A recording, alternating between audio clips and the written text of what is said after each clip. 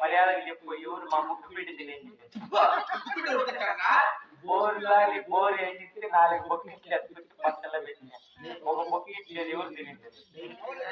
నెయ్యి పిండి కాదు ముక్కు పిండి ఎవరు తినేది మూతి ఏమిటి మా ముక్కు పిండి తినేది బయట బయట తింటావా ముక్కులు మడుపు మాట్లాడు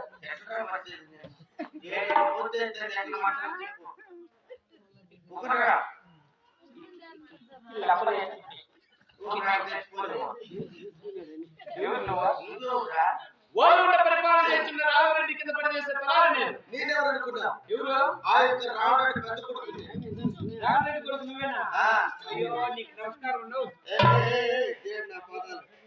ఎవరు ఏడు ముక్కోరా ఆ ముక్కారం కొంగలకు పుట్టి ఇటు పుట్టినాయి పొడుగు ఒకటి కొరత ఒకటి ఈ పక్క ఒకటి ఆ పక్క అదిలే వరద మళ్ళీ అట్లా ఇగ్గిపోయినాయి మా వద్దకు వచ్చిన కారణం ఏమి లేదు రామలక్ష్మణ చిరుమజులు కానీ ఇంటి తొలికిలేస్తున్నాయి పక్క సేద్యం పట్టికరతో ఉంది మన సేద్యం ఎందుకంటే చాలా మట్టలుగా ఉంది మా తండ్రికి మేము 7 మంది కుమారులు జన్మించి ఉన్నాం కదా అవును అందులో 6 మందికి 6 గాండ్లు ఉన్నాయి నా చిన్న తమ్ముడు ఎంగలరెడ్డికి ఎద్దులు లేని కారణమనా ఒకరి పైన ఒకరు ఇరుపోలు పెట్టుకొని ఎవరు సేద్యాలు చేయటం లేదురా ఇరుపోటీలు పెట్టుకొని మరి సేద్యం అంతా మళ్ళీ బాగా జరగాలంటే మాతో పాటు సమానంగా నా చిన్న తమ్ముడు ఎంగలరెడ్డి కూడా ఏ దేశానికి తెచ్చిస్తే కలిసి మెలిసి చేతులు చేస్తాం లేకుంటే వద్దులే అందరితో సమాన ఇద్దరు తెమ్మని మీ తండ్రి గారితో చెప్తే చేతులు బాగా చేసుకుంటారు సరే ఈ మాట మీ తండ్రి గారితో చెప్తే ఇద్దరు తెమ్మని చెప్తా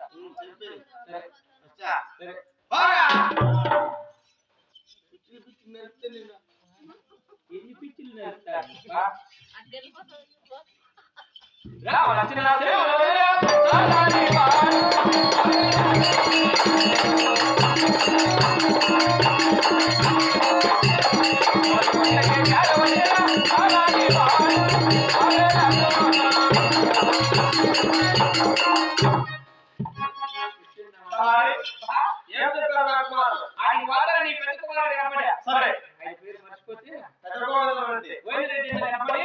అయ్యా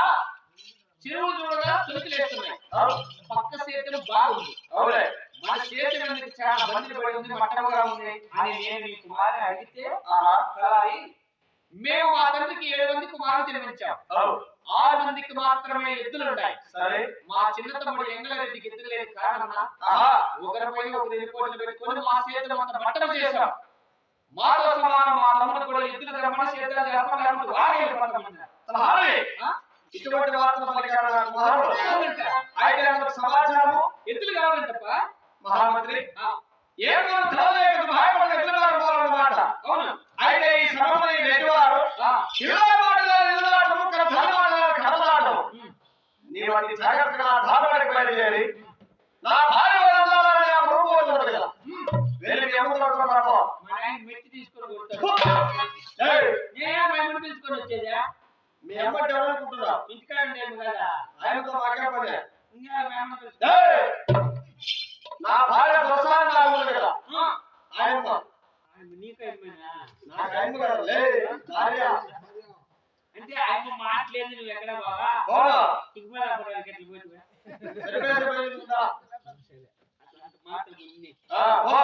ఎప్పుడంట పూజ